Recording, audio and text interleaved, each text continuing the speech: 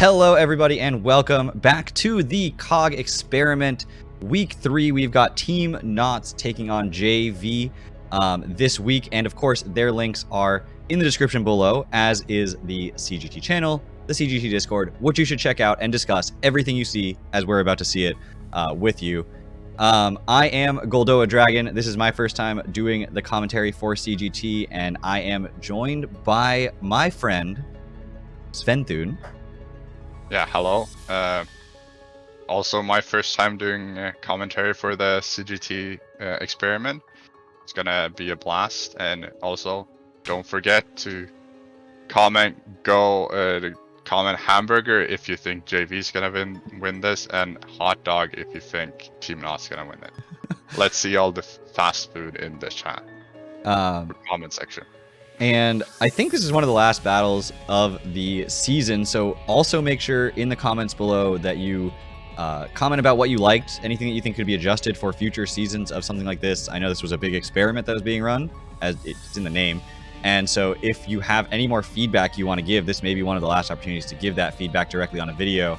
So definitely, you know, write your hamburger, hot dog now, and then go ahead and edit that comment later, or leave a second comment if you want.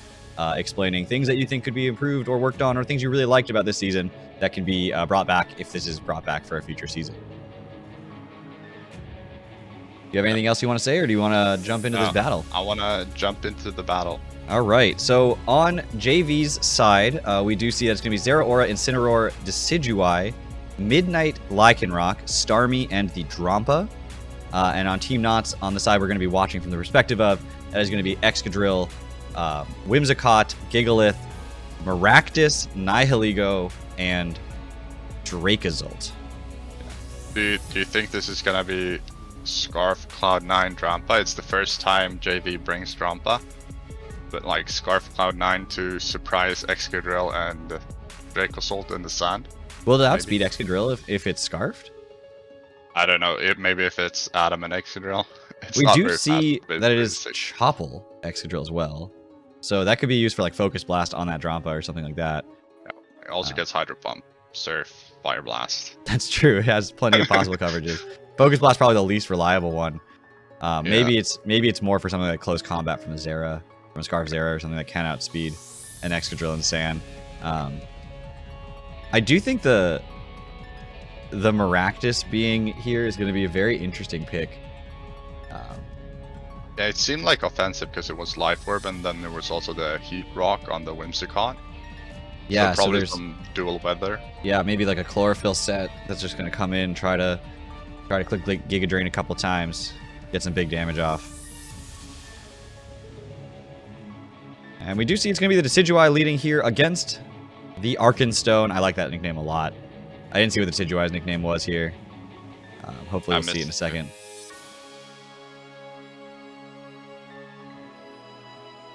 Addison. Uh-oh. What is the theme here? What is the theme here? Maybe the mod team. So I am a big proponent here, personally, of if you see a weather setter, just attack it.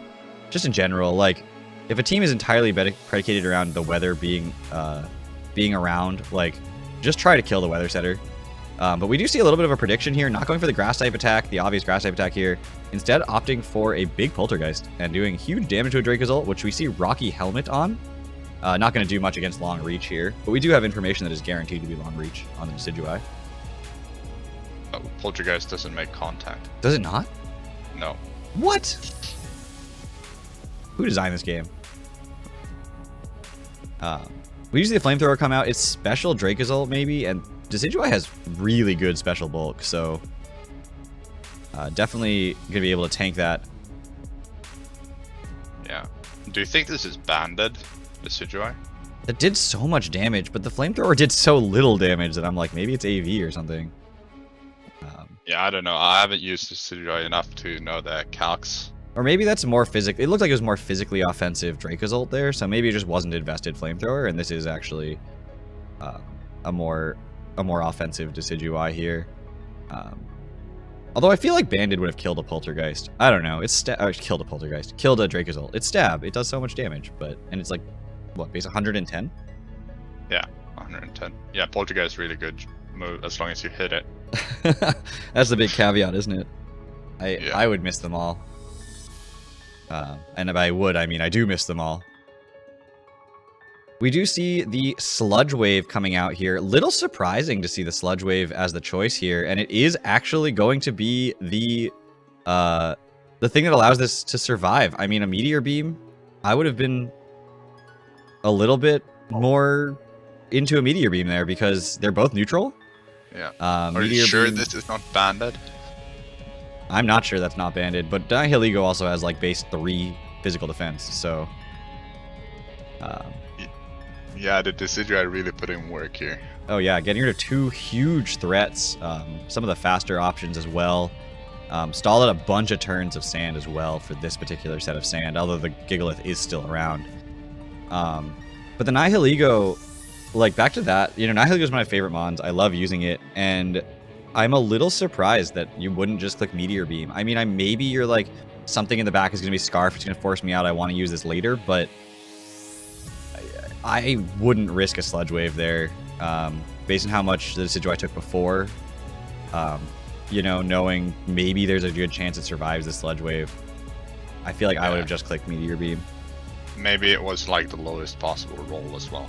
Like, we don't know. We don't have the calcs, and then like you could calc based on the flamethrower damage, and then maybe Sludge Wave should have KO'd. Yeah, or like you looked at the sand, right? You're like, sand is up, and it's like guaranteed Oko after sand, which is like always a little bit confusing. So we do see it was Air Balloon, Blaze Kick on this Zeraora. So the Excadrill forced to click Rock Slide, which does manage to crit. Before also, yeah, go ahead. Also a little sad that we didn't get to see the Choppleberry for the close combat. Yeah, no, instead of opting for the slightly weaker, slightly less accurate Blaze Kick, but doesn't have the drawback of a defense drop. Yeah. And it does have the chance for a burn too, so, you know, you play for those. And high crit chance. There's a lot of upside to Blaze Kick and a lot of downside. Indeed. In this case, I think either one would have looked like a 2-hit KO. We could see this switch out now, the Zeraora, I should say specifically. Knowing it's not Scarf, knowing it doesn't have to be the Excadrill, and knowing Sand, at this point I believe it's confirmed to be Smooth Rock. Yeah. So, we do see the Lycanroc come in on the what was probably going to be an Earthquake here. Yeah, I feel like it was a tactical sack. Maybe it didn't do as much versus 2 grass types, Excadrill, and also the Gigalith that's left. Yeah, maybe it was brought for something that didn't show up. Maybe it was specifically brought for like Nihilego or something. And I think there's 1 turn of sand left if I've been counting correctly. Now, don't quote me on that because I'm notorious for not counting correctly. I haven't counted, so I believe you on that. But this is going to be an interesting choice here from Jay on that side to see which mons he feels can handle this Excadrill at this point. Are they all named after Addison? I haven't really checked. The Lycanroc was Shay, I think. Or the Zero was Shay. One of them was Shay. Yeah, because this was... What was the second one named after? I missed one of them. But we've got 2 for Addison and 1 for Shayquaza. Keep track in the comments and let us know. But we do actually see the Gigalith coming out again here before the sand is out, just to take a hit from this this Incineroar, and that's going to be a knockoff, which might be really, really meaningful later. And we see that I was wrong. There is at least 1 more turn of sand. You can see explosion on this moveset, please. See, all I'm saying is that we need more of that spectator mode view. Yeah. Tells me now how we have all sand the info on one of the team, but not the other. I'm a convert. I think that's the best view ever. We do see the Incineroar does switch out. The knockoff didn't do like what I would expect to be like anything sort of banded or anything. So this is our chance to see if this is Cloud 9 on the Drampa. Looks like it is not. So actually, I'm not sure. It could have been any of its abilities realistically. Sap Sipper does have a lot of viability with the mons that are left around. as does, of course, Berserk always being useful on a mon that uses its special attack so aggressively. Yeah, but it's not super good with sand because it doesn't proc if the sand takes it below half. So you're thinking maybe Sap Zipper then? Yeah, maybe expected the Maractus, you know. So we do see the Focus Blast. So I feel like I called that well. Wow. That's an unreal amount of damage. Probably Specs then. And we see that it's the instant Sunny Day click here from the Whimsicott. And without Cloud9, that Drampa, I mean, I'm sure he's probably going to wish he was Cloud9, but giving Sunny Day to an Incineroar, a little sketchy here. But the Gigalith can still come back in and just reset it to sand if it wants. Yeah, but then you need to set up the sun again. With Prankster, it's not the hardest thing in the world to set up the sun one more time. No, maybe hard to get in for you once again. Yeah. So even though the Gigalith comes in, the Smooth Rock was already knocked off, so you do set sand, but you only get 4 turns of sand maximally here. And that's only if the Gigalith just dies, which I don't think it's going to do here. The Whimsicott was Heat Rock. Yeah. Oh yeah, you meant sand. Yeah, my ears are not working. We do see a not sun-boosted Flare Blitz into a Gigalith that's going to tank that just fine. And we don't see a burn, it looks like. Which I honestly think is rude. I think it's so rude that Flare Blitz can burn. Yeah. Like it does so much work without the burn. It doesn't need that. Yeah, I feel like all fire moves can burn almost. Well, not the super strong special ones, right? Like Eruption and Overheat don't burn. Yeah. But like most fire moves have like a 10% chance. Yeah. Also, going for rocks here, I would have thought Explosion would have been nice to just get in the Excadrill for free and get a KO on the way out. Yeah, because I don't think you're really going to be setting sand that many more times, especially with how many things are going to be forced to take so many hits. We do see another Focus Blast. This time, of course, does not land, which totally reasonable. Speaking of things, though, that are really upsetting, the special defense drop from Focus Blast, definitely the rudest thing Pokemon can do. I mean, if you hit a Focus Blast, you should be rewarded, in my opinion. I feel like hitting the Focus Blast is the reward. You don't need any more. They could at least make it 80% accuracy, in my opinion. Yeah, Focus Blast is not a runnable move, in my opinion. So we do see this self-fighting with the weather here, which is a little interesting. Incin is not boots either. That's another thing we definitely can keep an eye on here. This Incin taking 25%. I think they banned boots in this league. Oh, right. Yeah, this is the one where they banned boots. Well, it's not boots. They didn't cheat. Could be AV, though, and Moonblast probably won't do very much. It did a lot. But now with the rocks up and that Incineroar at, this percentage, it cannot come back in. Yeah, not gonna be able to check the Maractus. And even if it does come back in, the other thing to remember is that if you die to rocks before you get off your ability doesn't trigger. So it doesn't even get a chance to intimidate anything. It's just a pure sack if it does come back in. Are you sure it's under 25? I think it was like on the edge. I thought it was, my gut said 23%, which is totally random and arbitrary. I don't have HP bars on the screen. But that was what my head said, and I've played a couple games of Wi-Fi, so I trust my gut on those kind of things in general. I could be wrong, but I still trust it. I thought it was in the borderline zone. So we'll see. I wish we had the confirmation, right? Like we could see what the HP was at, so I could see if my 23% was actually dead on.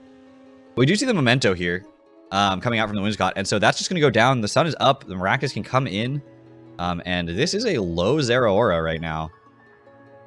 Yeah, also probably have to hope for no Sap Zipper.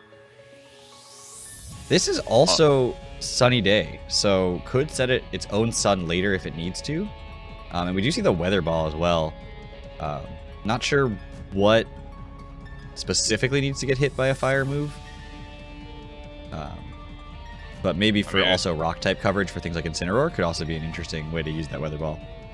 Indeed. And also very strong move. Like with the sun, it's 150 base power with the sun boost and the doubling of the move, you know? Yeah, plus life orb. Like this is, I mean, it'll kill anything, right? At this point. Maybe the Drampa can survive. But it can't switch into one. Yeah, of course not. So, and we do see that it outspeeds the Zera. Looking back on this, really feels like Scarf Zera would have been very, very strong here. But it was Air Balloon, we know. Yeah. To try to catch that Excadrill and live a hit, maybe kill back with Blaze Kick. Though it didn't look like the Blaze Kick was coming anywhere near killing. Yeah, that's definitely below 25%. Yeah, this is dead. Yeah. We're gonna see. This doesn't do anything. Yeah, I'm not sure I agree with the sack right now. There are times to sack him on like that, and unless you just think this Maractus is going to sweep no matter what. Yeah, I mean, you can go into something and then go into Incineroar and then you waste one turn of Sun. But now you didn't waste anything just because the turn doesn't end when you send it in and it dies. So let's see if this can survive the Weather Ball right here. If it can and has Roost, then maybe there's a chance. It is clearly Sap Sipper. It does survive. And when you see the Hyper Voice come out, that's going to pick up a KO here. This is definite Specs. Yeah, for sure it's Specs. It's not looking great, though. I don't remember what the last mana is here behind the Drampa. But with Excadrill in sand in the back, that's going to be a little bit tough. Yeah. But they're both low, so if it's something with priority, then maybe there's a chance. I think it's Starmy. Oh, it's Starmy. Oh, that actually is quite interesting then. I think it takes a hit from both of them. Surprised that we didn't see the Starmy try to spin at any point then. Well, it wasn't really good for it to come in on the grass types. That's true. But the Giggle is set rocks, right? Yeah, and then went into Whimsicott instead. Went into Whimsicott. So I guess, yeah, if you gone hard Starmy, then it would not have worked out quite so well. And this is a third mon named after Aqua. Do you think the Starmy can bring it home? I don't know. I feel like it depends on the bulk set here, because like Starmy has reasonable defensive stats and a defensive profile. Like it can definitely take some hits that really surprised me. EQ from a non-life orb, non-banded Excadrill as we know it not to be, very well may not come anywhere near killing this thing. And honestly, I think the play may be to click Iron Head first, catch a flinch, and then click EQ. Oh, maybe not. This is clearly not a defensive Starmy. Life Orb plus Sand Chip. Also, curious that it clicked Psyshock and not a water move. Must maybe, have yeah, Hydro it could Pump. probably died to Psyshock still, so. Must have Yeah, like it was Hydro probably Pump a or fun something. play. Just not risking missing there. Don't want to take the extra damage. I'm not sure. I feel like at this point, yeah, instead of Iron Head, you just go EQ here. You see if it kills. It's a very offensive Starmy.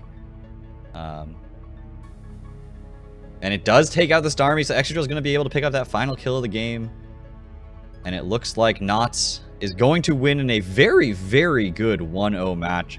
Weather teams, I feel like, very hard to pilot. I am not a good weather player, but we saw that he kept that weather in the back, able to utilize it right at the end there, right at that last possible moment. And I think that worked. That was just a very well executed game plan, end game for him. Even after the beginning of the game may have looked a little bit more in Jayvee's favor. Yeah, I really think Notts clawed it back very well. I didn't think he'd have the tools to win once the Decidueye actually took out the first two mons, but he proved me wrong and did some good switching and setting up his sweepers to like actually do something and bring it back. Yeah, it just goes to show the power of Gigalith Excadrill, a core that I think people have really continued to get higher and higher on throughout this meta in Galar decks. Sand just has so many tools available to it. But the double weather really did help. Maractus able to break back in the same way Decidueye was able to break at the beginning.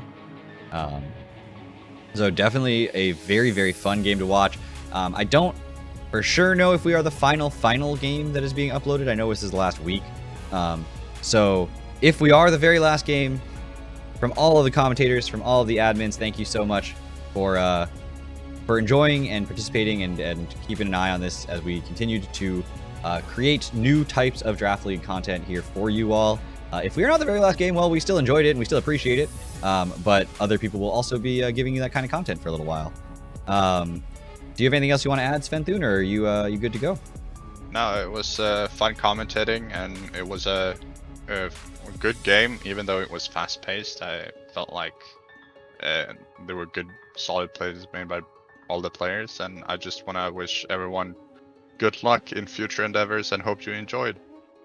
Yeah, thank you all so much for watching. Take care, everybody.